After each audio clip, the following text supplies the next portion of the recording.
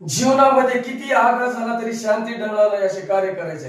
त्याच पद्धतीमध्ये गणितामध्ये जर आपल्यामध्ये परिपक्वता मॅच्युरिटी आली तरच आपल्या गणितामध्ये अचूकता येणार आहे. त्याच पद्धतीने एक वर्गमुळाच्या संदर्भात क्वेश्चन आहे.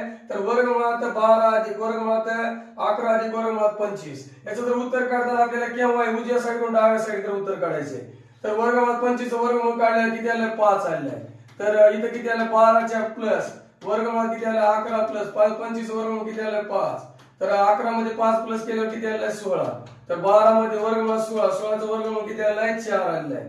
तर 12 मध्ये 4 प्लस केले किती आलेलं आहे वर्गमूळ 16 आलेलं आहे. तर याचं उत्तर किती आलंय 4.